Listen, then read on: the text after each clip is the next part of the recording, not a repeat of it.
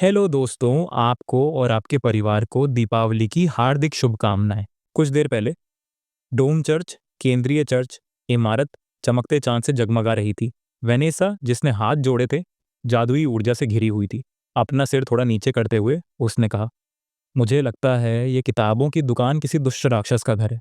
उसने द्वार के माध्यम से उस पवित्र व्यक्ति से बात की और बोली, वह बहुत कुछ जानता है और इसका इस्तेमाल चांद में विश्वास को हिलाने के लिए करेगा। वृद्ध व्यक्ति ने शांति से अपना मुंह खोला और कहा, मैं सब समझ गया हूं। तुमने जो जानकारी दी है वह बहुत मूल्यवान है। यह डोम चर्च के पोप बायस थे, नुओजिन के गिने चुने ईश्वर स्तरीय लोगों में से एक। उन्होंने हाथ जोड़कर वेनेसा से कहा, इस दुकान पर नजर रखो, क्योंकि जाहिर है मेरे लिए यह इतना आसान नहीं है। मुझे आगे की योजना बनानी होगी। जल्दबाजी में कोई कदम उठाने की जरूरत नहीं। वेनेसा ने झुककर जवाब दिया, मैं सब समझ गई हूं। इन शब्दों के बाद जोड़ने वाला द्वार टूट गया। बायस ने एक आंख बंद रखी और कहा, मैंने कभी नहीं सोचा था कि 23वीं स्ट्रीट पर किताबों की दुकान का मालिक असल में एक राक्षसी दुष्ट देवता होगा। उन्होंने अपने हाथ में एक विशाल छड़ी पकड़ी और बोले, इस दुनिया में केवल चांद ही सच्चा दिव्य है। अन्य देवता तो बस अपने सपनों के दायरे में रहने वाले ढोंगी हैं। सच्चे देवता के सामने कोई भी झूठा देवता टेक नहीं सकता। यह कहकर उन्होंने छड़ी को झुका दिया। फिर वह एक कदम आगे बढ़े। उनके सामने एक दर्जन पत्थर की मूर्तियां थीं। बायस ने अचानक पूछा, धरती पर किसी चीज की मंद चमक रात में आसमान को रोशन करने वाली इस चकाचौंध रोशनी से कैसे तुलना कर सकती है? उनके यह पूछते ही कर्मचारी चमकने लगे। बायस ने एक हाथ पीछे करके कहा, वेनेसा की बात को ध्यान में रखते हुए इस राक्षस देवता की शक्ति को कम नहीं आंकना चाहिए। इसे जल्द से जल्द मिटा देना चाहिए। यह सोचकर उन्होंने अपनी नजरें नीची कर लीं। बायस ने चांदी की नाल की ओर देखते हुए कहा, किंवदंती के अनुसार यह पहली संत द्वारा चंद्रमा को जन्म देने के बाद पीछे रह गई थी। नाल से नजरें हटाए बिना उन्होंने सोचा, चर्च में दो और पवित्र कलाकृतियां संग्रहित हैं, प्राचीन अंगूठी और सोया हुआ चंद्र बालक। इन कलाकृतियों का अस्तित्व चंद्र धर्म की पवित्रता की पुष्टि करता है। लेकिन दानव देवता एक नया धर्म बनाना चाहते हैं। यह सोचकर वह गुस्से से भौहें चढ़ाने लगे। जनता को नियंत्रित करने वाले लिन की कल्पना करते हुए उन्होंने सोचा, लिन जी, वह किताबों की दुकान का मालिक अक्सर विभिन्न गुटों के प्रतिनिधियों से बात करता है। इस तरह वह गुप्त रूप से अनुयायी बना रहा है। वह एक संप्रदाय स्थापित करने के सही समय का इंतजार कर रहा है। शायद वह पवित्र चंद्रमा के सार का उपयोग करके डोम चर्च की नींव हिलाने की कोशिश कर रहा है। चांदनी में बायस ने मन ही मन सोचा, लिन एक बहुत ही बुद्धिमान और शातिर युवक है, लेकिन इसका मतलब यह भी है कि वह अभी पूरी तरह से ताकतवर नहीं है। इसीलिए उसने अपनी असली पहचान उजागर करने की हिम्मत नहीं की। वह छुपकर रहना बेहतर समझता है। कहीं ऐसा ना हो कि उसे खोज लिया जाए और शुरू में ही मार दिया जाए। बायस इन विचारों पर खिलखिलाकर मुस्कुराए और बोले, दुर्भाग्य से उसने कभी सोचा भी नहीं था कि विंसेंट का प्रतीक ही अब हितियरन ही उसकी बर्बादी का कारण बनेगा। यह कहकर उन्होंने अपना हाथ नाल की ओर बढ़ाया। उसे छूते हुए उन्होंने कहा, पवित्र चंद्रमा के सार को ग्रहण करने के पहले परिणाम मिल चुके हैं। जो लोग इसे ग्रहण करेंगे वे चंद्रमा के सबसे प्रबल अनुयायी बन जाएंगे। मृत्यु भी उन्हें रोक नहीं पाएगी। बायस ने आंखें सिकोड़ते हुए चलती आंखों से कहा, हमें थोड़ा इंतजार करना होगा, फिर हम शुरू कर सकते हैं। जल्द ही वे संसार के प्राणियों की क्रूप दृष्टि से डरे बिना स्वप्नों के साम्राज्य से नीचे उतर सकेंगे। यह कहते हुए उन्होंने चांदी की नाल से अपना हाथ नहीं हटाया। अचानक वह हिल गए। उन्हें एक शक्तिशाली ऊर्जा का एहसास हुआ। वह तुरंत पलट गए। खिड़की के बाहर एक तेज रोशनी दिखाई दी। बाहर देखते हुए बायस को आश्चर्य हुआ, यह रोशनी कहां से आ रही है? आधी रात हो चुकी है। उन्होंने सोचा, 7वां जिला उसी दिशा में है, क्या वेनेसा को कुछ हो गया है? बायस सतर्क हो गए। उन्होंने डर के मारे ऊपर देखा। आकाश की काली शक्ति तेजी से उनकी ओर उतरने लगी। एक कदम पीछे हटकर बायस को आश्चर्य हुआ, यह कैसे संभव है? अंधेरे चांद का प्रतीक चंद्र आभूषण पिघलने लगा। छड़ी को देखते हुए उन्होंने सोचा, चंद्रमा की कलाएं न केवल विश्वास का प्रतीक हैं, बल्कि शक्ति का क्रिस्टल भी हैं। यह राजदंड प्रेरितों और संतों की सभी शक्तियों का उपयोग कर सकता है। ये शक्तियां मूल रूप से पोप द्वारा दी गई थीं। वेनेसा की मृत्यु के बाद इन्हें किसी भी समय रद्द किया जा सकता था। उसकी शक्ति नष्ट नहीं होनी चाहिए। बायस ने होंठ भींचे और सोचा, जो कुछ अभी हुआ इसका मतलब है वेनेसा की मृत्यु, लेकिन यह भी कि उसके प्रतिद्वंद्वी की शक्ति उनकी अपनी शक्ति से कई गुना ज्यादा है। इसने अंधचंद्र प्रेरित की शक्ति को पूरी तरह नष्ट कर दिया। ऐसा कौन कर सकता है? बायस का कांपता हुआ हाथ ऊपर उठा। उन्होंने अचानक राजदंड को अपनी उंगली से छुआ और उसमें से धुआं निकला। बायस दर्द से उछल पड़े और चिल्लाए, यह बहुत गर्म है। खून की एक बूंद जमीन पर गिर पड़ी। अपना हाथ पकड़े हुए बायस को समझ नहीं आ रहा था, यह कैसी शक्ति है? यह किसी देवता स्तरीय प्राणी को भी घायल कर सकती है। अपनी उंगली को देखते हुए उन्होंने सोचा, यह गर्मी बस एक भ्रम है। असल में चंद्रमा की शक्ति जल रही है। अचानक उनके पीछे से एक महिला की आवाज गूंजी, मेरे पास एक खबर है। एक महिला का पैर रोशनी में आया। शेरिल ने हाथ जोड़कर कहा, 7वें जिले में एक भीषण विस्फोट हुआ है जिसने सब कुछ तहस नहस कर दिया। माना जा रहा है कि यह धर्मत्यागी विंसेंट के कारण हुआ। पादरियों के 233 सदस्यों की मौत की पुष्टि हो चुकी है, जिनमें वेनेसा भी शामिल है। नीचे देखते हुए संत ने आगे कहा, सभी जिलों को सूचित कर दिया गया है। उच्च स्तरीय तलाशी चल रही है। बायस चुपचाप उसे घूरते रहे। अचानक उनका मुंह थोड़ा सा खुल गया। बायस ने हाथ बढ़ाकर पूछा, क्या विंसेंट भाग गया है? शेरिल का शरीर कांप उठा। उसने सिर हिलाकर कहा, मेरे अधीनस्थ इस अफरा तफरी से डर गए हैं। लियो ने शेरिल का दामन पकड़ लिया और उसे बुलाया। पॉप की पुतलियां सिकुड़ गईं। आंखें बंद करके उन्होंने कहा, यह तुम्हारी गलती नहीं है। उन्होंने मुट्ठी भींची और बोले, मुझे विंसेंट याद है। वह एक अच्छा बच्चा था। जिस पादरी ने उसे बपतिस्मा दिया था उसके साथ उसके बहुत अच्छे संबंध थे। वह मुस्कुराए और आगे बोले, वह एक नेक और ईमानदार आदमी है। क्या वह 7वें जिले के दया मंदिर में नहीं रहता? बिना मोड़े उन्होंने शेरिल से कहा, पंख वाले अर्धचंद्र को निर्देश दो कि वह मेरे पास आकर अपनी संवेदना व्यक्त करे। पंख वाले अर्धचंद्र का नाम सुनकर लियो कांप उठा। बायस धमकी भरे अंदाज में पीछे मुड़े। उन्होंने अपना हाथ बढ़ाया और कहा, प्रेरित अभी जवान है। उसे ताकत हासिल करने की जरूरत है, क्योंकि यह बहुत खतरनाक समय है। उसे तुम्हारे पीछे पीछे हर जगह नहीं जाना चाहिए। फिर उन्होंने लियो को अपने पास बुलाया और बोले, मैं तुम्हारे अभ्यास में मदद करूंगा। लियो ने डर के मारे अपना हाथ अपने चेहरे पर रख लिया। शेरिल ने उसे धक्का दिया और कहा, विरोध मत करो, यह एक बड़ी मेहरबानी है। लियो अपने हाथ पीठ के पीछे करके धीरे धीरे सीढ़ियां चढ़ने लगा। वह डरता हुआ बायस के पास पहुंचा। ऊपर देखते ही लियो की आंखों में आंसू आ गए। पॉप ने अपना हाथ अपने सिर पर रख लिया। वह मुस्कुराए और बोले, अब ज्यादा समय नहीं बचा है। उन्होंने शेरिल से कहा, जाओ उसे खबर दो। अगर विंसेंट ने घबराहट में उस बूढ़े पादरी को ढूंढने का फैसला नहीं किया है तो उसे बंधक बनाकर रखना ही बेहतर होगा। उन्होंने आंखें सिकोड़ लीं और कहा, अगर वह मेरे पास आया तो वह आसान निशाना बन जाएगा। शेरिल मुस्कुराई और बोली, मैं सारे निर्देश दे दूंगी। उसने भौहों के नीचे से देखा। हवा में विलीन होते हुए शेरिल ने आखिरी बात कही, यह सब चांद की खातिर है। लावा की गर्म बूंदें जमीन पर गिरी। विंसेंट सिर झुकाए जोर जोर से सांसें ले रहा था। अपना हाथ एक तरफ फेंकते हुए जलती आंखों से उसने धीरे से कहा, आखिरकार मैं बाहर निकल पाया हूं। फिर खुद से पूछा, अब क्या करना है? उसके सिर पर नुकीली लताओं का एक प्रभामंडल था। उसने आगे कहा, सूर्य की लेखनी की शक्ति से मैं उन पादरियों के घेरे को तोड़ने में कामयाब हुआ जो मुझे सजा देना चाहते थे। लेकिन ऐसी शक्ति का इस्तेमाल जिसे नियंत्रित नहीं किया जा सकता, उसकी कीमत, इसका नश्वर रूप किसी भी शब्द से ज्यादा जोर से बोलता है। विंसेंट ने अपने हाथ को अपने दिल के पास कसकर पकड़ लिया।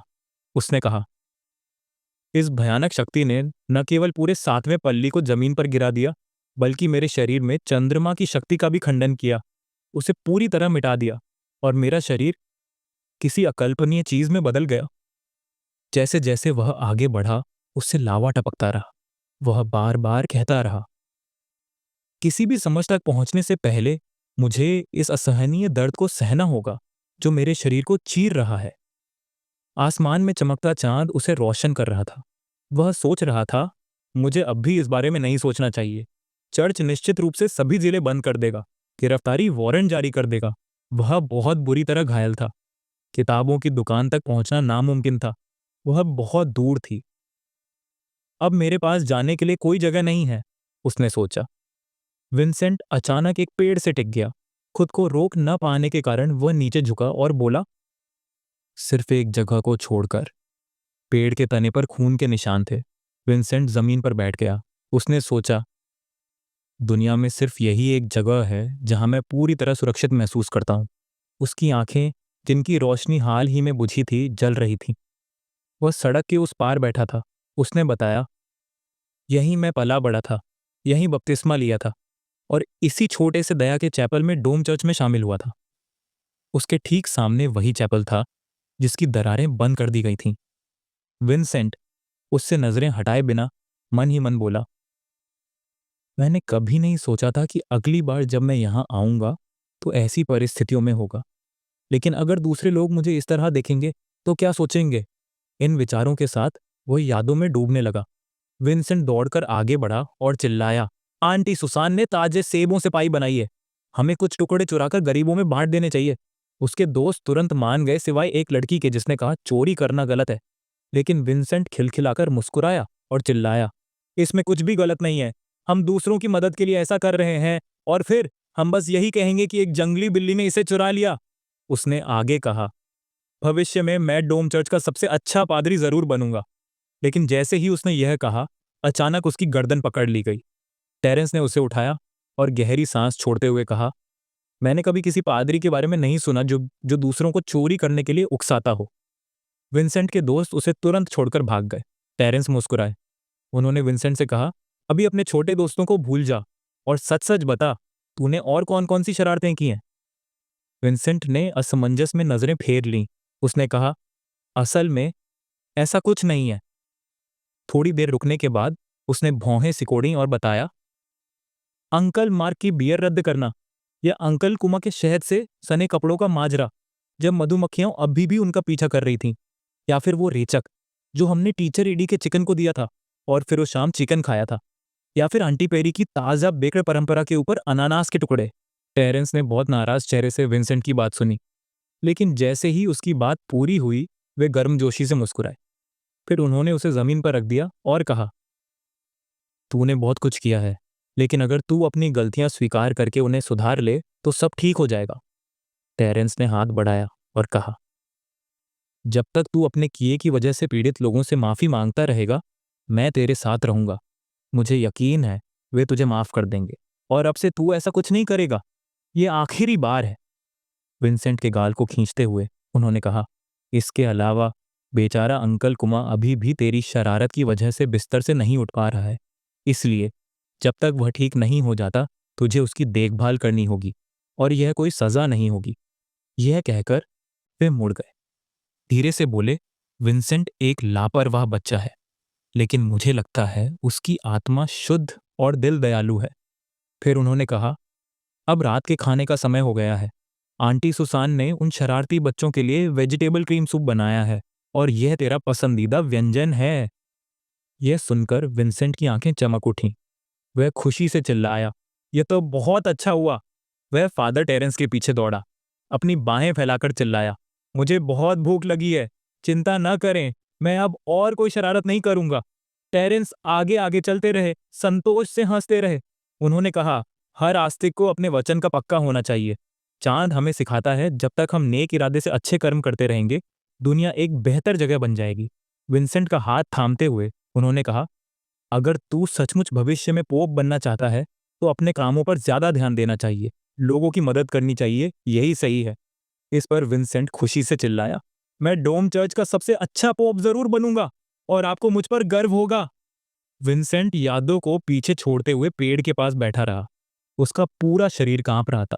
अचानक उसके कानों में एक घुटने पर खड़े होकर उस आदमी की दूर से हो रही सारी बातचीत, उनकी चिंताएं और सफलताएं सुनाई दी। उसने अचानक अपना हाथ जमीन पर रखा और कांपते हुए चेहरा ढक लिया। विंसेंट ने सोचा, पैरिश बंद हो गए हैं, गिरफ्तारी वारंट के साथ। यह अनुमान लगाना आसान है कि सार्वजनिक अशांति शुरू हो जाएगी। विंसेंट ने अपने चेहरे पर हाथ रखा। उसने सोचा, ये आवाज़ें कई किलोमीटर दूर हैं, लेकिन मैं उन्हें बहुत साफ सुन सकता हूँ। और हालांकि मेरी आंखें इस अंधेरे में ढकी हुई हैं, फिर भी मैं पहचान सकता हूँ कि बत्ती कहाँ जल रही है। अपने सामने शहर की कल्पना करते हुए उसने सोचा, सूरज की लिखावट ने मुझे एक आम इंसान से कुछ अलग बना दिया है, लेकिन यह काफी नहीं है। सिर उठाकर विंसेंट ने सोचा, मैं किसी से भी बेहतर जानता हूं कि चर्च क्या कर सकता है, और अब मैं इस विशालकाय का दुश्मन हूं। उसने दांत पीसते हुए सोचा, मुझे अपने आध्यात्मिक पिता को इसमें शामिल नहीं करना चाहिए। एक पेड़ पर टिककर उसने सोचा, फादर टेरेंस एक सच्चे आस्तिक होने के नाते मेरी बातों पर विश्वास नहीं करेंगे, इसलिए मैं तब तक छिपा रहूंगा जब तक मैं इतना ठीक नहीं हो जाता कि स्वतंत्र रूप से चल फिर सकूं, और फिर तुरंत यहां से चला जाऊंगा। अपने कपड़े फाड़ते हुए उसने सोचा, कम से कम एक संदेश तो छोड़ ही देना चाहिए। पवित्र चंद्रमा के सार के बारे में सच्चाई बता देनी चाहिए, ताकि मैं उसे इस शैतानी के वशीभूत न होने की चेतावनी दे सकूं। उसने अपनी आंखों पर कपड़ा खींच लिया, उम्मीद करते हुए कि उसे ज्यादा अजीब न लगे। अचानक पीछे से एक जानी पहचानी आवाज आई। विंसेंट वहीं ठिठक गया। वह अचानक मुड़ा। टेरेंस उसके पीछे खड़ा मुस्कुरा रहा था। विंसेंट आगे बढ़ा और पूछा, क्या आप ओल्ड फादर हैं? टेरेंस ने हाथ बढ़ाकर बताया, अनाथालय में एक बच्चा तेज बुखार से बीमार पड़ गया था। मैं उसकी मदद कर रहा था, लेकिन अब ऐसा नहीं है। अचानक उन्होंने पूछा, क्या हुआ था? क्या तेरा सामना सपनों की दुनिया के किसी राक्षस से हुआ था, किसी बुरी आत्मा से, या फिर भूत प्रेत भगाने का काम नाकाम हो गया था? उन्होंने होंठ नीचे करके उत्तेजना से पूछा, क्या तू उस विधर्मी से टकरा गया था जिसने पूरे पल्ली को बंद कर दिया था? विंसेंट का शरीर जोर जोर से कांपने लगा। उसने अपने हाथ मुट्ठियों में भींच लिए। टेरेंस उसके पास आए और उसकी कलाई पकड़ ली। गौर से देखने के बाद उन्होंने कहा, जख्म बहुत गहरे हैं, मेरे पीछे। विंसेंट रुक गया और बोला, मैं ठीक हूं, मुझे कुछ कहना है और फिर मैं तुरंत चला जाऊंगा। फादर टेरेंस ने उसे थामे रखा। उन्होंने पूछा, तू क्या कह रहा है? उन्होंने उसका हाथ अपने कंधे पर रखते हुए कहा, भले ही तू मेरे लिए अजनबी हो, मुझे घायल व्यक्ति की मदद करने के लिए किसी बहाने की जरूरत नहीं है, क्योंकि तू वही है जिसे इस बूढ़े ने पाला था। मैं तुझे ऐसे ही नहीं जाने दे सकता। कुछ कदम आगे बढ़ते हुए टेरेंस ने कहा, चाहे कुछ भी हो जाए, चांद हमेशा विश्वासियों की रक्षा करेगा। तू ठीक रहेगा। विंसेंट धीरे धीरे आगे बढ़ा। जैसे जैसे वे आगे बढ़े, अतीत की उनकी प्रतियां उनके पीछे खड़ी हो गईं।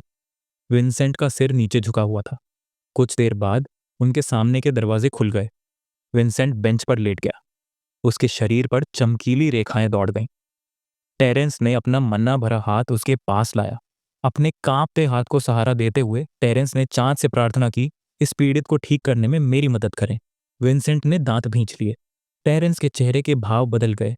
उनकी आंखें चौड़ी हो गईं। शरीर को देखते हुए उन्हें लगा जख्म तेजी से भर रहे हैं। चंद्रमा की शक्ति ने इस प्रक्रिया को थोड़ा तेज कर दिया है। फिर उन्हें आश्चर्य हुआ, मांस, स्नायु बंधन और हड्डियां भी इतनी जल्दी कैसे पुनर्जीवित हो रही हैं। झुलसी हुई धरती जैसे दिखने वाले जले हुए और काले पड़े जख्म भी पपड़ीदार और सख्त हो गए हैं। हड्डियां तेजी से अपनी मूल अवस्था में लौट रही हैं। त्वचा पुनर्जीवित हो रही थी। गहराई से देखने पर टेरेंस को लगा, यह दृश्य बहुत भयावह है। ऐसा लग रहा है मानो शरीर की हर कोशिका जीवित हो गई हो और स्वतंत्र रूप से काम कर रही हो। उन्होंने सोचा, यह अब कोई इंसान नहीं रहा। अचानक ऊपर से जोरदार आवाज के साथ कुछ गिरा। टेरेंस ने हाथ नीचे किए और पूछा, यह क्या हो रहा है? थोड़ी देर बाद लोग चैपल की ओर आने लगे और दरवाजा खटखटाने लगे। लड़की सामने खड़ी हो गई और पूछा, क्या धर्मगुरु अंदर हैं? उसने बताया, पॉप ने अभी अभी एक वांछित विधर्मी के लिए गिरफ्तारी वारंट जारी किया है। पूरे पल्ली क्षेत्र की घेराबंदी कर दी गई थी। हर कोई डरा हुआ था, लेकिन वे घबराने की कोशिश नहीं कर रहे थे। इसलिए वे रास्ता पूछ रहे थे और सलाह ले रहे थे कि क्या करें। लड़की के पीछे बैठे बूढ़े व्यक्ति ने उदास होकर कहा, दरवाजे बंद थे। ऐसा लग रहा था कि आध्यात्मिक पिता वहां नहीं है। उसके बगल वाले व्यक्ति ने हाथ उठाकर कहा, उसने चैपल छोड़ते समय पहले कभी इसे बंद नहीं किया था। वह इतने बड़े दरवाजे कैसे बंद कर सकता था? शायद चोरी रोकने के लिए। लोग आते रहे। लड़की ने कहा, ऐसा होना नामुमकिन है। भले ही हम इस तथ्य को नजरअंदाज करें कि यह चैपल झुग्गी झोपड़ियों में है और इसमें कोई कीमती चीज नहीं है जो चोरों को आकर्षित कर सके। फादर टेरेंस जानते हैं कि अगर चोर उनके घर में घुसते हैं तो वह उन लोगों के इरादों को समझने की पूरी कोशिश करेंगे जिन्होंने ठोकर खाई है। वह उनकी मदद करेंगे। यह तो आम बात है। यहाँ सभी को किसी न किसी तरह से उनकी मदद की जरूरत थी। अगर आध्यात्मिक पिता न होते जो उनकी पूरी मदद करते हैं मुफ्त में, तो किसी के बच्चे कब के मर गए होते। इसलिए बुरा सोचने की जरूरत नहीं है। शायद उन्हें जरूरी काम था और जाना पड़ा। बस उनके वापस आने का इंतजार करना होगा। छोटी बच्ची अचानक पलट गई। इस समय टेरेंस चैपल के अंदर थे। उन्होंने दरवाजे को जंजीर से बंद कर दिया था, यह सोचकर कि विंसेंट की हालत में कुछ गड़बड़ है, हृदय वह असामान्य है। उसके शरीर में अब उसे चंद्रमा की दिव्य शक्ति का एहसास नहीं होता। उन्हें विंसेंट के शरीर पर विशाल अग्नि के धब्बे याद आए। उन्होंने आगे कहा, उसकी जगह कोई और जीवन शक्ति है जो लगातार उबल रही है और बुझ रही है। चंद्रमा में विश्वास करने वाले को ऐसा बिल्कुल नहीं दिखना चाहिए। चंद्रमा हमेशा से अंधकारमय, शांत और रहस्यमय रहा है। उसने कभी खुद को इतने विस्फोटक रूप में प्रकट नहीं किया था, लेकिन वास्तव में अपनी बात पूरी किए बिना ही टेरेंस को याद आया कि कैसे हाल ही में उसकी मुलाकात एक ऐसे व्यक्ति से हुई थी जो पर्चे फेंक रहा था और चिल्ला रहा था। 7वें पल्ली में एक शैतानी शक्ति वाला विधर्मी प्रकट हुआ है।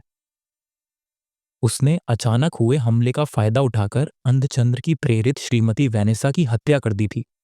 उसी विस्फोट ने केंद्रीय सूबा को उसकी गिरफ्तारी का वारंट जारी करने के लिए मजबूर किया था। हमें हर संभव सहायता प्रदान करनी चाहिए, टेरेंस ने कांपते हुए कहा। ऐसा नहीं हो सकता, यह बहुत भयानक था। फिर वह विंसेंट के पास गए और उससे पूछा, क्या हो रहा है। विंसेंट धीरे से बेंच पर बैठ गया। उसने कुछ कहने के लिए मुंह खोला, लेकिन कुछ भी बोल न पाने के कारण उसने अपने होंठ काट लिए। वह सोच रहा था, क्या मुझे सचमुच यह कहने की जरूरत है। विंसेंट ने अपने आध्यात्मिक पिता का परिचय दिया और मन ही मन कहा, उसने जीवन भर अच्छे काम किए हैं। अपनी अटूट आस्था की बदौलत उसका दृढ़ विश्वास है कि चांद लोगों के लिए शांति और सुकून लाता है। वह चांद के सुसमाचार का प्रचार करने के लिए दृढ़ था, ताकि आम लोग उस पर विश्वास कर सके और अपने आंतरिक पापों का प्रायश्चित कर सकें, जिससे दुनिया एक बेहतर जगह बन सके। अगर वह अब भी विश्वास करता तो उसके पहले किए गए सभी कामों का कोई मतलब नहीं रह जाता। इन विचारों से उसके हाथ कांपने लगे। सिर झुकाकर उसने सोचा, यह सन्नाटा असहनीय है। वह सिर उठाकर यह देखने की भी हिम्मत नहीं कर पा रहा था कि कौन सी भावनाएं उस पर हावी हो रही हैं, भय, क्रोध, निराशा या घृणा। टेरेंस भौहें सिकोड़े डर से विंसेंट को देख रहा था। उसकी आंखों में दया और उत्साह था। विंसेंट सिर झुकाए बैठा रहा। थोड़ी देर रुकने के बाद उसने फादर टेरेंस की ओर मुड़कर माफी मांगी। उसी क्षण वह घुटनों के बल गिर पड़ा। सिर झुकाकर उसने कहा, मैंने आपको निराश किया है और चांद को धोखा दिया है। फिर उसने अपनी आंखों से पट्टी फाड़ दी। विंसेंट ने अपनी जली हुई आंखें दिखाते हुए कहा, मैं वही विधर्मी धर्मत्यागी हूं जिसकी चर्च तलाश कर रहा है। टेरेंस जो कुछ देख रहा था उससे डर गया। वह तुरंत पीछे हट गया। उन्होंने हाथ बढ़ाकर पूछा, क्यों। अचानक उसने अपना हाथ विंसेंट के कंधे पर रख दिया। टेरेंस उसे इधर उधर हिलाने लगे, चिल्लाने लगे, तुम अभी तक यहां क्यों हो। क्या तुमने सचमुच सोचा था कि तुम अपने अपराध को वैसे ही छिपा पाओगे जैसे छोटी मोटी बचकानी शरारतों को छिपाते थे, क्योंकि तुम चांद के अनुयायी थे। उसका हाथ कांपने लगा। उसके चेहरे पर ठंडा पसीना बह रहा था और उसकी आंखों में खौफ था। अचानक उसने अपना हाथ झटक लिया। टेरेंस ने विंसेंट के ऊपर अपना हाथ उठाया। वह अनायास ही कांपने लगा। उसके दिमाग में नन्हे विंसेंट की यादें ताजा हो गईं, जो हमेशा उससे मुस्कुराते हुए बात करता था। टेरेंस की आंखों से आंसू नदी की तरफ बहने लगे। उसने विंसेंट का हाथ पकड़ा, फिर अपना हाथ उठाकर विंसेंट के चेहरे पर रख दिया। उसकी आंखों में देखते हुए टेरेंस ने कहा, तुम्हें मुझे बताना होगा कि क्या हुआ था। दांत पीसते हुए, गले में भारीपन के साथ उसने कहा, यह आखिरी बार है। टेरेंस ने सावधानी से अपना लबादा विंसेंट के शरीर पर खींच दिया। उसने तुरंत उसकी कलाई पकड़ ली। मुड़कर टेरेंस उसे आगे ले गया वे जल्दी से कमरे के आखिरी हिस्से में रखी अलमारी के पास पहुंचे। टेरेंस ने विंसेंट को आगे धकेल दिया। पीछे मुड़कर उसने उसे अंदर आकर चुपचाप बैठने का आदेश दिया। अगर तुम्हें पकड़ लिया गया तो उन्हें तुम्हें छोड़ना पड़ेगा। जब तुम अपनी चोटों से ठीक हो जाओ तो तुम्हें तुरंत यहां से चले जाना चाहिए। विंसेंट के कांपते हाथ ने अलमारी का दरवाजा पकड़ रखा था। आगे देखते हुए उसने सोचा, आध्यात्मिक पिता ने मेरी मदद करने का फैसला तो कर लिया है, लेकिन किसी वजह से मुझे खुशी नहीं हो रही है। सिर झुकाकर उसने उदास आवाज में कहा, मैं बहुत जल्द चले जाऊंगा। मुड़कर उसने आगे कहा, उससे पहले आध्यात्मिक पिता को कुछ जानना जरूरी है। उसी क्षण उसकी आंखों में तेज दर्द हुआ। उसके चेहरे पर लाल खून के छींटे पड़ गए। उसने अपने हाथों को मुट्ठियों में भींचकर अचानक पीछे मुड़ गया। टेरेंस का सिर कटा हुआ जमीन पर पड़ा था। सिर काटने वाला आदमी विंसेंट के सामने खड़ा था। उसके पैरों में जंजीरें थीं। उसने ऊपर उड़कर उस आदमी का हाथ काट दिया जिससे खून बह रहा था। विंसेंट का हाथ उसके बगल में पड़ा था। हत्यारे ने अपनी खून से सनी उंगली अपने मुंह में डाल दी। अचानक उसने बगल की ओर देखा। सिर उठाकर उसने धर्मत्यागी को मौत के लिए तैयार रहने को कहा। अचानक उसने टेरेंस के सिर पर लात मारी जो तेजी से आगे की ओर लुढ़क गया। टेरेंस का सिर विंसेंट के सामने रुक गया। इसी समय पॉप लियो को गलियारे से नीचे ले गया। लड़का डर के मारे इधर उधर देखने लगा। पॉप शांति से आगे बढ़ा। दोस्त होने के नाते उसका शरीर धुंधला होने लगा और उसने कहा, लियो, मेरे साथ ना आना ही बेहतर है क्योंकि मैं जल्द ही वापस आ जाऊंगा। लियो कुछ कह पाता, इससे पहले ही पॉप गायब हो गया। वह विशाल गलियारे में अकेला रह गया। एक सेकंड भी नहीं बीता कि उसके सामने फिर से धुआं दिखाई दिया। पॉप ने अचानक अपना हाथ बढ़ाया, चेहरे पर मुस्कान के साथ बोला, मैंने तुम्हें ज्यादा देर इंतजार नहीं करवाया, है ना? फिर उसने कहा, यह पोप की औपचारिक पोशाक मुझे थोड़ी अजीब लग रही थी। अब मैंने इसे बदलकर पादरी का नाइट गाउन पहन लिया है। अब तुम्हें थोड़ा शांत हो जाना चाहिए। अपनी भौहें ऊपर उठाते हुए उसने आगे कहा, तुम्हारी उम्र के बच्चे को सत्ता के नियमों का पालन करने की बिल्कुल जरूरत नहीं। बस मुझे एक पादरी के रूप में देखो जिसने तुम्हें बपतिस्मा दिया है। यह सुनकर लियो की आंखें चमक उठीं और वह खुशी से मुस्कुराते हुए बोला, अच्छा हुआ। फिर उसने अपनी छाती पर हाथ रखा, राहत की सांस लेते हुए कहा, परम पॉप, आप बहुत सच्चे और नेक हैं। मैंने सोचा था कि इतना प्रभावशाली व्यक्ति अंकल बक जितना ही भयानक होगा, ऐसा कि लोगों का खून खौल उठे। बूढ़े ने दया भरी आंखों से लड़के को देखा। हंसते हुए उसने उसका हाथ थाम लिया और बोला, बक जरूर सबसे समर्पित प्रेषित होगा। उससे डरने की कोई जरूरत नहीं। तुम उसे बस अच्छी तरह जानते नहीं हो। उस आदमी ने अपने हाथ में एक विशाल दरांती पकड़ी थी। वानिंग चंद्रमा बक 7 प्रेरितों में से 2 विनाशकारी रैंकों में से एक था। वह सबसे पुराना प्रेरित भी था। जिज्ञासा का प्रमुख होने के नाते उसने खुद विधर्मियों और धर्मत्यागियों के कई जीवन लिए। शांत, क्रूर और हृदयहीन। उसे कई नाम दिए गए थे, जीवन का काटने वाला, मृत्यु का दूत, काली किंवदंती और न जाने क्या क्या। अफवाहें थीं कि उसके हाथों लगभग 10,000 आत्माएं मरी, जिनमें कई अलौकिक जीव भी थे। अनगिनत धर्मत्यागी और नदियां थीं जिन्हें जिज्ञासा ने मार डाला था। उसके नीचे लाशों का ढेर था। अगर इन सभी को किसी तरह जीवित किया जा सकता तो वे एक पूरे देश का निर्माण कर सकते थे। इसीलिए खौफ और आतंक के साथ लोग उसे मृत राज्य कहते थे। लियो इस कहानी से कांप उठा। कांपती आवाज में उसने कहा, मृत राज्य। फिर पूछा, क्या अंकल बक जैसे खतरनाक व्यक्ति से उस विधर्मी को मारने के लिए कहना वाकई जरूरी था? पॉप ने लड़के के सिर पर हाथ रखा, हाँ में जवाब दिया और बोला, उसकी समझदारी, शांति और शक्ति को देखते हुए उस धर्म त्यागी के पास एक भी मौका नहीं है। रोकते हुए उसने कहा, मुसीबत से बचने के लिए विंसेंट और उसके पीछे की दुष्ट शक्ति को मिटा देना ही सबसे अच्छा है। वह संतुष्ट होकर मुस्कुराया और बोला, इस बार ढलते चांद का काम बहुत आसान है। चीजें सिर्फ 2 तरीकों से हो सकती हैं। वे एक ऊंची खिड़की के पास से गुजरे। पॉप ने कहा, पहला, अगर विंसेंट पुराने चर्च में कभी नहीं पहुंचता तो फादर टेरेंस को बंधक बना लो। दूसरा, अगर वह वहां पहुंच भी जाता है तो घात लगाकर उसे मार डालो और खतरे को खत्म कर दो।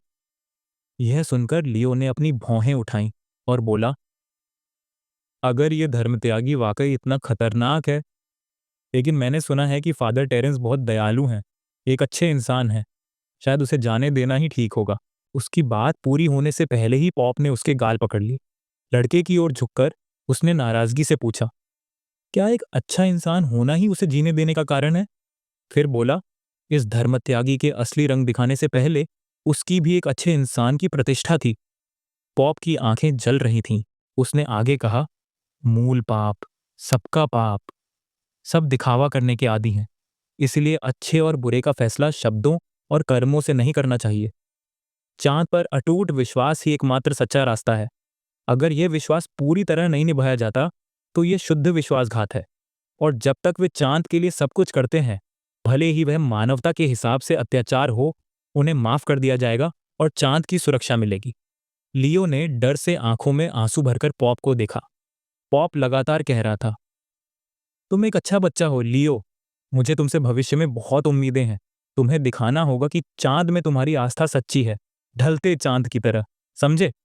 लियो की आंखें भय और डर से भर गईं। कांपती आवाज में उसने जवाब दिया, हाँ, मैं सब समझ गया। संतुष्ट होकर पॉप की आंखें खुशी से चमक उठीं। उसने कहा, बहुत अच्छा। फिर वह अपने आप से बोला, एक और महत्वपूर्ण कारण था कि बक ही इस मिशन पर गया। उसकी क्षमता कानून के पहलू से नियंत्रित होती है और चंद्रमा की इच्छा को पूरा करती है। भले ही प्रतिद्वंद्वी की शक्ति में भी ऐसा कानून हो, फिर भी वह पर्याप्त नहीं होगा। वह आगे बोला, विधर्म का परीक्षण बक मौत की तरह है, अपने कंधे पर विशाल दरांती लिए। उसकी क्षमता यह तय करती है कि प्रतिद्वंद्वी चंद्रमा के प्रति वफादार है या नहीं। अगर बक के प्रतिद्वंद्वी की ताकत उससे कम है तो यह क्षमता तुरंत मार सकती है। पॉप लियो के साथ कमरे में दाखिल हुआ। वह सोच रहा था, इस बार बक का प्रतिद्वंद्वी एक पाखंडी है जिसने पहले ही चंद्रमा को धोखा दिया है, इसलिए यह क्षमता सबसे उपयुक्त है। अगर सब कुछ योजना के अनुसार हुआ तो भोर से पहले बक से अच्छी खबर मिलेगी। यह सोचकर उसने लड़के को आगे धकेला और बोला, यह कमरा सुरक्षित है, यहाँ कोई हमें परेशान नहीं करेगा। लेकिन तुम्हारे शरीर में चंद्रमा की शक्ति पूरी तरह शुद्ध नहीं है, इसीलिए तुम अपनी क्षमता पूरी तरह प्रकट नहीं कर सकते। मैं इसमें तुम्हारी मदद करूंगा। यह कहकर वह अशुभ ढंग से मुस्कुराया। लियो अंदर गया और कांपती आवाज में पूछा, मुझे क्या करना होगा? यह कहते ही अंदर का दरवाजा जोर से बंद हो गया। तभी कंधे पर दरांती रखे बक ने विंसेंट की ओर देखा और बोला, मिल गया। अब तुम्हें मौत की तैयारी करनी चाहिए।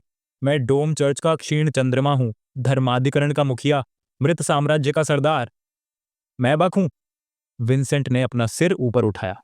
बक पास आया और बोला, विंसेंट, तुम न सिर्फ मेरा नाम सुनकर डर गए हो, बल्कि चांदनी की दिशा में सिर उठाने की हिम्मत भी कर रहे हो। अगर तुम में यह हिम्मत न होती तो तुम धर्मत्यागी न बन पाते। भौहों के नीचे से देखते हुए उसने आगे कहा, भले ही तुम अंधे हो, चांद की मौजूदगी में इतनी आजादी की हिम्मत नहीं कर सकते। फिर उसने अपना हाथ आगे बढ़ाया और बोला, चुखो। उसी क्षण उसने कई जंजीरें खोल दी। उनमें से कई ने तुरंत विंसेंट की कलाई पकड़ ली, बाकियों ने उसकी गर्दन को पूरी तरह जकड़ लिया। कुछ ही सेकंड में विंसेंट जमीन पर गिर गया। बक पास आया और बोला, ये मुझे ज्यादा अच्छा लगता है। पापी को उसका हक मिलना चाहिए। मुझे बात करना पसंद नहीं, इसलिए मैं हर काम जल्दी करता हूं। तुम्हें कोई नुकसान नहीं होगा। विंसेंट कांपने लगा। उसने पूछा, क्यों? बक ने मुस्कुराते हुए कहा, तुम सचमुच जानना चाहते हो कि मैंने तुम्हारे गॉडफादर को क्यों मारा? कोई खास वजह नहीं। मुझे इसकी जरा भी परवाह नहीं कि वह जिंदा रहे या मर जाए। उसने अपनी आंखें सिकोड़ लीं। एक कदम आगे बढ़ते हुए बक ने कहा, मेरी नज़र में टेरेंस किसी और इंसान से अलग नहीं था। मेरा निशाना तुम थे विंसेंट। उसकी नजरें विंसेंट पर टिकी रहीं। उसने आगे कहा, तुम्हारे गुरु की मौत सिर्फ इसलिए हुई क्योंकि जब मैंने हमला शुरू किया वह मेरी पहुंच में था। उसने होंठ भींचे और बोला, तुम दोनों काफी करीब थे विंसेंट। तुम यहीं पले बड़े हो, इसलिए तुम्हें ऐसा महसूस होना कोई आश्चर्य नहीं। अचानक उसने अपनी उंगलियां चटकाईं। चटकने की आवाज के साथ उसकी उंगली जमीन पर गिरी। उसने कहा, मैं जल्द ही तुम्हें तुम्हारे गुरु के पास भेज दूंगा। विंसेंट की आंखें जलने लगीं। बक उसके ऊपर झुका और बोला, अब तुम्हें कुछ दिखाई नहीं दे रहा है ना? मैं तुम्हें बता दूं, जब मैं यहाँ आऊंगा तो बेचारी आत्माएं प्रवेश द्वार पर जमा हो जाएंगी, फादर टेरेंस के निर्देश का इंतजार करेंगी। अनावश्यक परेशानी से बचने के लिए मुझे उस जगह को खाली करने के लिए कड़ी मेहनत करनी होगी। उसने मुंह टेढ़ा करके कहा, हमें दोषी आत्माओं को देकर मुस्कुराना चाहिए। उन्हें बेहतर जीवन जीने में मदद करनी चाहिए। उनके समर्पित अनुयायी होने के नाते मैंने उनकी शिक्षाओं का पालन किया। बक ने अपनी दरांती कंधे पर डाली और बोला, संयोग से मुझे मुस्कुराना ज्यादा पसंद नहीं, इसलिए किसी पापी को फांसी देने से पहले मैं उसके खून से उसके चेहरे पर मुस्कान बना देता हूं। उसकी एक बड़ी आंख हवा में लटक रही थी। उसने कहा, चांद कहता है कि ऐसी तुच्छ चीजों पर दया दिखाने की जरूरत नहीं, फिर भी मैं चांद का दयालु अनुयायी हूं। लाशों के मैदान की कल्पना करते हुए उसने आगे कहा, भले ही मुझे तुरंत उपाय करने पड़े, मैंने नियमों का पालन किया, उनकी जान लेकर उनके पापों का प्रायश्चित करवाया। उन्हें आभारी होना चाहिए कि मैंने उनकी आत्माओं को नए जीवन में आने दिया। विंसेंट ने अपना हाथ कसकर मुट्ठी में भींच लिया। बक ने यह देखा और पूछा, क्या तुम अभी भी प्रतिरोध कर रहे हो? लेकिन अफसोस, तुम्हारे पास कोई मौका नहीं। मेरे पहले हमले ने तुम्हें लगभग आधा काट दिया था। उसकी ओर देखते हुए बक ने कहा, आइथर को नियंत्रित करने की तुम्हारी क्षमता और तुम्हारे भौतिक शरीर की ताकत को देखते हुए तुम्हारे पास ज्यादा समय नहीं बचा। लेकिन मैं जल्दबाजी नहीं करूंगा। मुझे समझदारी से काम लेना है। तुम्हारे खात्मे पर विशेष सावधानी से विचार करना है। भले ही तुम्हें मारना मुश्किल ना हो, मैं एक भी गलती रोकने की पूरी कोशिश करूंगा। बक ने दरांती को कसकर पकड़ लिया। उसे घुमाते हुए उसने बोला, दूसरे वार से मौत को स्वीकार करने के लिए तैयार रहो। उसे ऊपर उठाते हुए उसने काला मान छोड़ा और कहा, इसकी क्षमता यह है कि चंद्रमा की शक्ति जिसे छुएगी वह नष्ट हो जाएगा। यहां तक कि अंतरिक्ष भी विकृत और नष्ट हो जाएगा। तुम्हारे पास कोई मौका नहीं, विंसेंट। हवा में ईथर का एक काला ढेर लटक रहा था। दरांती घुमाते हुए बक ने विंसेंट को चिल्लाकर कहा, हेरेसी ट्रायल सावक को सक्रिय करो। अपना मुंह चौड़ा करके उसने बोला, अपने भाग्य को स्वीकार करो। चांद की रोशनी में अपने पापों को धो दो। छोर से वार करते हुए उसने कहा, यह एक धर्मत्यागी के लिए सम्मान की बात है। अचानक दरांती विंसेंट के शरीर के पास पहुंची। विंसेंट ने अपना हाथ उठाया और 2 उंगलियों से आसानी से दरांती रोक दी। बक की आंखें आश्चर्य से चौड़ी हो गईं। विंसेंट धीरे से खड़ा हुआ। उसकी आंखों से अचानक एक तेज रोशनी फूट पड़ी, मानो अग्नि ने उसके शरीर को पूरी तरह से घेर लिया हो। कुछ क्षण पहले रेन ए चर्च के बाहर कौवे जमीन पर पड़े अंगों को खा रहे थे। उनमें से कुछ और तेजी से उड़ते जा रहे थे। बक ने शिकार के शरीर से मांस का एक टुकड़ा फाड़ा और चेरिल को बताया, मैंने टेरेंस के चैपल में छिपे उस विद्रोही को ढूंढ लिया है। लड़की ने कहा, वह एक बहुत बड़ा खतरा है। फिर उसने पूछा, क्या तुमने कोई उपाय किया है? जबकि बक कच्चा मांस चबा रहा था। वह चबाता रहा जब तक उसने उदासीनता से जवाब नहीं दिया। अभी नहीं। उसने आगे कहा, मुझे पहले चैपल के आसपास जमा हुए उन बेचारे लोगों से निपटने में थोड़ा समय लगाना होगा। हैरानी की बात थी कि वे विंसेंट से बहुत प्यार करते थे, लेकिन उन्होंने एक धर्मत्यागी की मदद करके चंद्रमा में विश्वास को तोड़कर एक अपराध किया। यह पता चला कि ये प्रेरित लोग एक धर्मत्यागी के प्रति सहानुभूति दिखाएंगे और इसीलिए मृत्यु दंड के पात्र हैं। अचानक शेरिल ने उस पर उंगली उठाई और चिल्लाते हुए पूछा, क्या तुमने सचमुच फिर से गिरे हुए का मांस खाना शुरू कर दिया है? उसने आगे कहा, मैंने तुम्हें कई बार कहा था, यह बहुत अस्वस्थ है। बक ने दांत पीसते हुए जवाब दिया, क्या तुम मेरी मां हो? उसकी आंखें अचानक चमक उठीं। उसने दृढ़ता से कहा, नाश्ता खत्म हुआ, अब काम करने का समय है। उसके हाथ में शिकार की कटी हुई उंगली थी।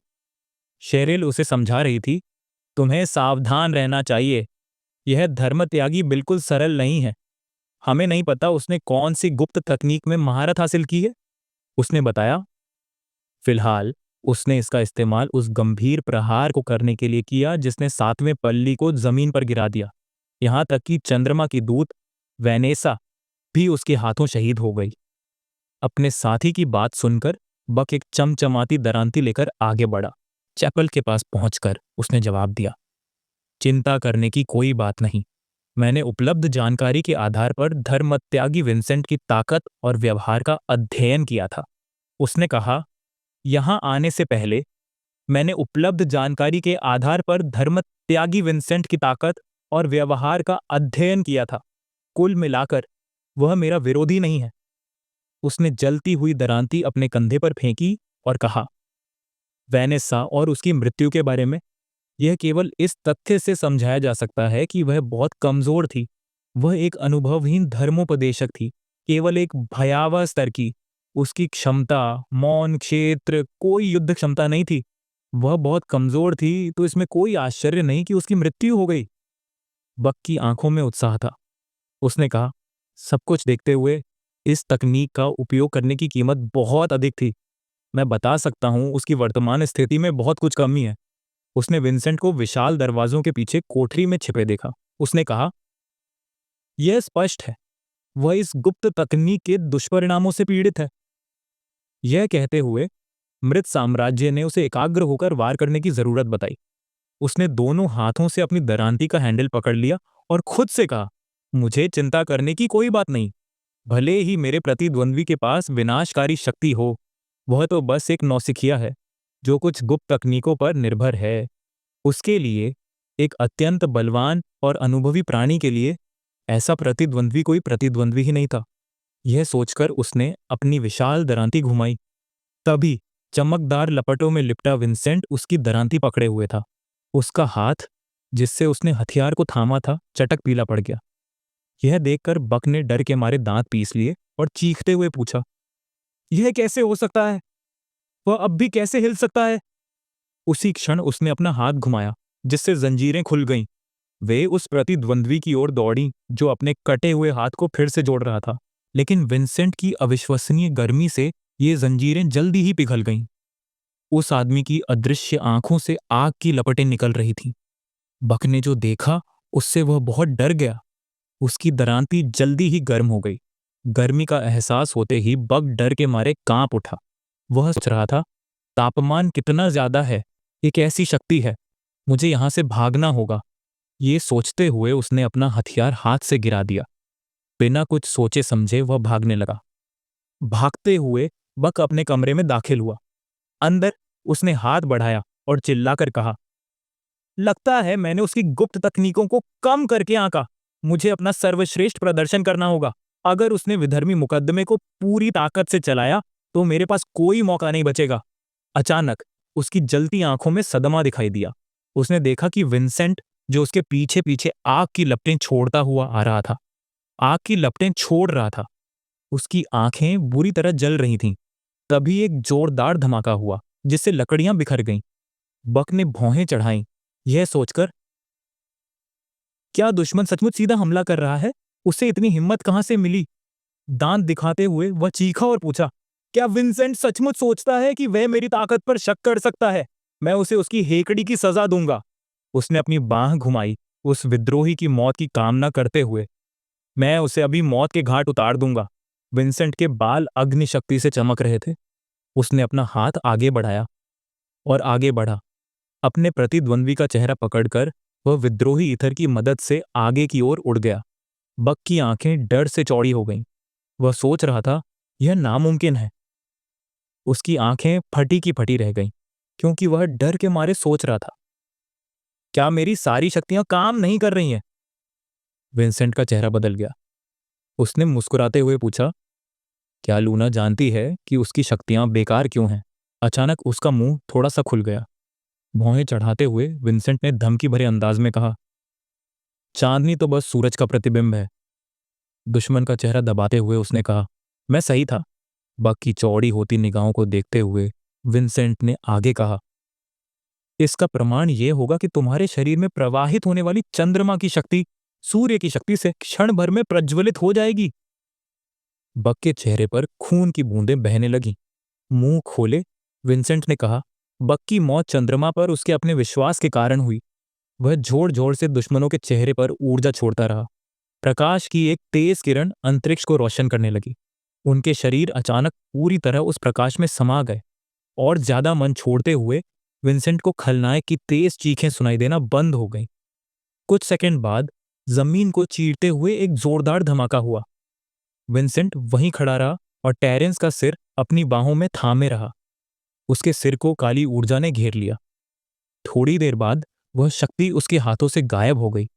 उसने हाथ नीचे करके अपना सिर ऊपर उठाया। उसके शरीर पर सुनहरी धारियां उभर आईं। उसकी काली आंखों से सुनहरे आंसू बह निकले। वह विद्रोही लगातार ऊपर देखता रहा, जिससे आंसू जमीन पर टपकने लगे। लिन ने जमीन पर पैर पटककर धमकी दी। वह पीछे मुड़ा और डर के मारे चिल्लाया। किताब पकड़ते हुए लिन सोचने लगा, बाहर इतनी रोशनी क्यों है? खिड़की के पास जाकर उसने पर्दे खोले। दूर जाकर उसने एक तेज रोशनी देखी। लिन का मुंह सदमे से खुला रह गया। बिना हिले डुले उसने अचानक पूछा, क्या ये कोई और गैस विस्फोट है? लिन के चश्मे में एक तेज चमक दिखाई दी। सीने पर हाथ रखकर उसने मन ही मन कहा, उसे भी नहीं पता क्यों, लेकिन ये देखकर उसे एक अजीब सा एहसास हुआ। दांत पीसते हुए उसने कहा, उसका ज़मीर साफ है, शायद वो एक नेकदिल इंसान है, क्योंकि पिछली 2 बार ये बहुत नज़दीक से हुआ था और उसे लगा था कि शायद उस पर कोई श्राप है, लेकिन इस बार ये कुछ गलियों की दूरी पर हुआ था और शायद उसका इससे कोई लेना देना नहीं था। तभी लिन को याद आया कि पिछली बार उसने यूं ही कह दिया था, उसे उम्मीद है कि सब ठीक हो जाएगा। और उसी रात सड़क के उस पार वाली गली में गैस का विस्फोट हुआ था, जिससे पूरी गली खंडहर में तब्दील हो गई थी। यह महज एक संयोग था, पर किसी तरह यह बहुत भाग्यशाली था। उसने डर के मारे अपनी भौहें उठाईं और मन ही मन कहा, वह इन दिनों अपने शब्दों पर ध्यान दे रहा है। इन विचारों के साथ उसने पर्दा बंद कर दिया और कहा, उसे उम्मीद है कि लोगों के साथ सब ठीक हो जाएगा। मेज की ओर बढ़ते हुए लिन को लगा कि उसे समझ नहीं आ रहा कि लगातार गैस विस्फोट नोदिन के लिए आम बात क्यों बन गए हैं। पिछले 3 सालों से वह लगभग हर महीने ऐसी ही कोई ना कोई खबर सुनता आ रहा था। कुछ गैस संयंत्र समय समय पर फटते रहते थे। उसे तो यहां तक शक होने लगा था कि ये संयंत्र गैस तो नहीं, बल्कि विस्फोटक पैदा कर रहे हैं। बेशक यह तो बस एक खोखली कल्पना थी, लेकिन कुछ प्रकाशन, येलो प्रेस के प्रतिनिधि इससे भी आगे बढ़ गए। अपनी अटकलों में कुछ ने तो यह भी अनुमान लगाया कि तथाकथित गैस संयंत्र वास्तव में रॉयल कंपनी के गुप्त हथियार कारखाने थे। लिन ने अपनी कुर्सी पीछे खींची और कहा, तदनुसार प्रत्येक विस्फोट वास्तव में एक नए हथियार का परीक्षण था। कई और विश्वसनीय मीडिया संस्थानों ने कहा कि उन्होंने निगम के वरिष्ठ प्रबंधन से गुप्त रूप से पूछताछ की थी और उन्हें जानकारी मिली थी कि यह गैस वास्तव में एक अस्थिर नई ऊर्जा थी जो शहर के निचले जिले में खोजी गई थी। यह अभी भी प्रायोगिक अवस्था में थी और इसीलिए दुर्घटनाएं आम बात थीं। लिन ने कल्पना की कि आंखों पर पट्टी बांधे एक आदमी से पूछताछ की जा रही है। फिर उसने राजनीतिक नेताओं की कल्पना की और खुद से कहा, राय विभाजित थी और लगातार विस्फोटों का विषय नोजिन की शहरी किंवदंतियों में से एक बन गया। किसी भी मामले में केंद्रीय जिले का नेतृत्व हमेशा एक ही जवाब देता था, इस पर ध्यान देने लायक नहीं है, यह सिर्फ एक गैस विस्फोट है। अपने विचारों को छोड़कर उसने जोर से सांस छोड़ी और कहा, सक्षम लोगों को ऐसे मुद्दों से निपटने दें और आम नागरिक बस पढ़ेंगे। उसने बुकमार्क पर किताब खोली, यह सोचकर कि वह आमतौर पर जल्दी सो जाता है, लेकिन dark ages rise and fall of the elf heard किताब पाना आसान नहीं था। वह इतना मोहित हो गया था कि उसे समय का पता ही नहीं चला और अगर एक और गैस विस्फोट के झटके न होते तो वह शायद भोर तक बैठा रहता। उसकी नजरें किताब पर टिकी थीं। अब जब उसका ध्यान भंग हुआ तो उसे एहसास हुआ कि उसे कितनी नींद आ रही है। वह बहुत कम ही इतनी देर तक बैठा रहता है। यह सोचकर लिन ने सिर झुकाकर जोर से सांस छोड़ी। उसने किताब खोली और मन ही मन सोचा, यह तो कहने लायक बात है कि इस किताब में एल्फर्ड साम्राज्य के इतिहास का बहुत अच्छा वर्णन है। लेखक की शैली उन सभी विद्वानों की टिप्पणियों से अलग थी जो उसने पहले पढ़ी थीं। यह एक ही सांस में पढ़ी जा सकने वाली थी। क्यों? उसने मन ही मन सोचा। किताब का वह भाग जो उसने पहले ही पढ़ लिया था, उसमें एल्फहर्ड्स के अंतिम राजा कैंडल का वर्णन था। उसने लंबे बालों और जलती हुई तलवार वाले एक आदमी की कल्पना की और कहा, उसका इतिहास, खासकर उसके शासनकाल की शुरुआत में उसके अच्छे कर्म, अब तक सब कुछ उसके सपने में देखे गए कार्यों से मेल खाता है। चर्च के पादरी ने कैंडल को एक मुकुट पहनाया। कैंडल आंखें बंद करके चुपचाप बैठा रहा। लिन ने सोचा, यह कहा जा सकता है कि किताब की विषय वस्तु मूलतः वास्तविक स्थिति को दर्शाती है। एक छोटे से लैंप से कमरे में हल्की रोशनी आ रही थी। लिन कहता रहा, बहुत समय बीत चुका है, इसलिए इस सब की पुष्टि करना असंभव है। वह अचानक मुस्कुराया और कहा, वह एल्विन साम्राज्य को अपनी आंखों से देखना चाहता है। डोरिस की शक्ल सूरत को याद करते हुए उसने सोचा, उसके कॉस्प्ले को देखते हुए यह कहा जा सकता है कि नुओजिन में एल्वेन संस्कृति की विशेषताएं लुप्त नहीं हुई हैं। अगर उसका कॉस्प्ले इतना अच्छा लग रहा था तो वह कल्पना करने से भी डर रहा था कि असली एल्वेन कितने सुंदर होंगे। उसकी आंखें चमक उठीं और उसने चेहरे पर एक अजीब सी मुस्कान के साथ सोचा, अगर वह खुद को एल्वेन के वास्तविक जीवन में डुबो सके तो वह विदेशी संस्कृति का सटीक अध्ययन कर सकता है। एक वैज्ञानिक होने के नाते अगर वह ऐसा शोध कर सके तो यह मृत्यु के बाद भी बेहद मूल्यवान होगा। पढ़ते हुए वह लगातार जादुई और अद्भुत छवियों से चकित होता रहा, जिससे उसे लगा जैसे यह किताब प्राचीन चीनी मिथकों और इतिहास का एक आदर्श मिश्रण है।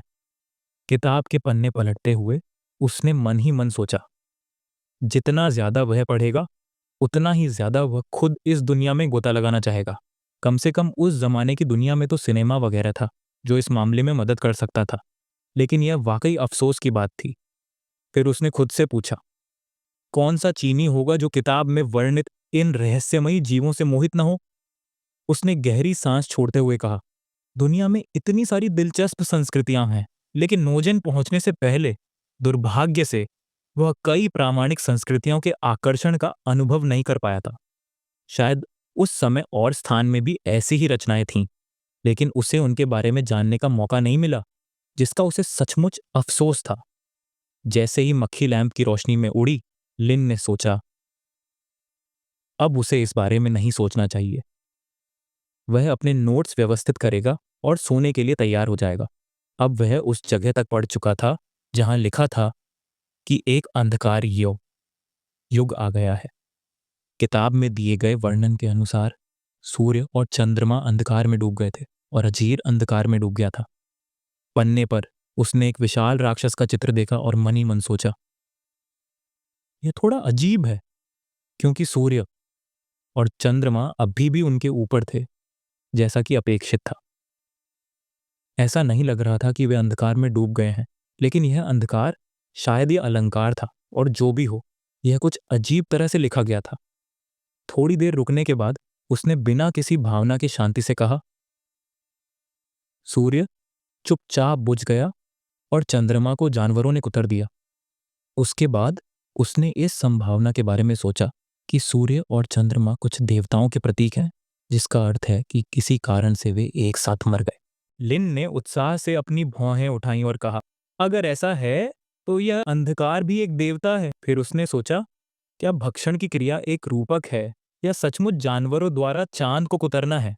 असंतुष्ट ब्लैकी अपने मालिक को यह कहते हुए देखता रहा। उसके अनुमान को पुष्ट करने के लिए कोई आंकड़ा नहीं। इस अजीब और अस्पष्ट विवरण में घटनाओं के बहुत सारे संस्करण छिपे हुए हैं। केवल एक ही बात पक्की हो सकती थी कि यह अंधकार निश्चित रूप से अच्छा नहीं था।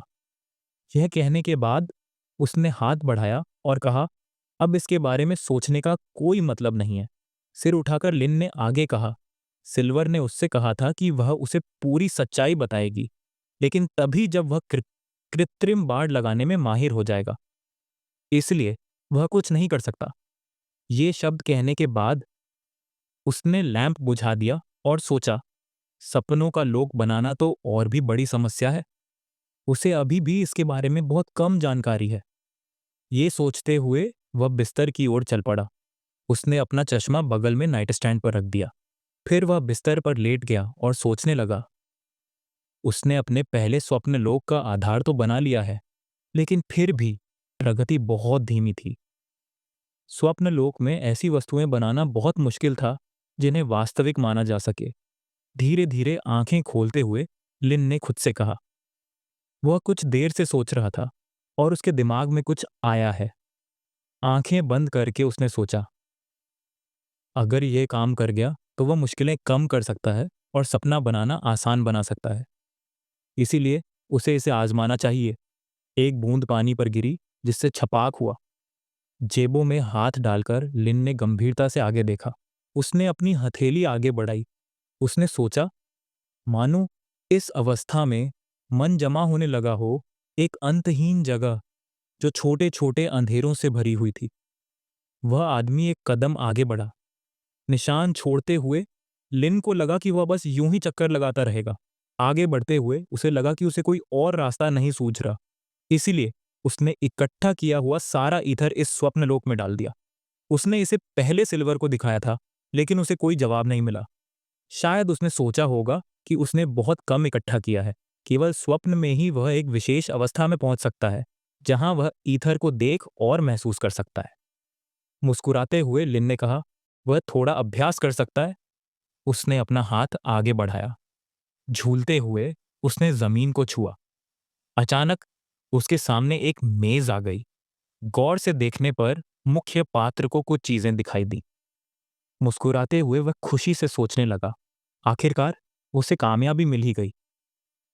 लिन ने मेज पर थपथपाया और सोचा, चूंकि उन्हें असली चीजें चाहिए थीं, इसलिए उन्हें संदर्भ के तौर पर जानी पहचानी चीजों का इस्तेमाल करना चाहिए। मेज पर हाथ रखकर वह तेजी से पीछे झुक गया। उसका हाथ तुरंत आर्मरेस्ट पर पड़ा। लिन आराम से कुर्सी पर लेट गया। आंखें खोलकर उसने सोचा, कुर्सी आरामदायक है और सामने एक जानी पहचानी छत है।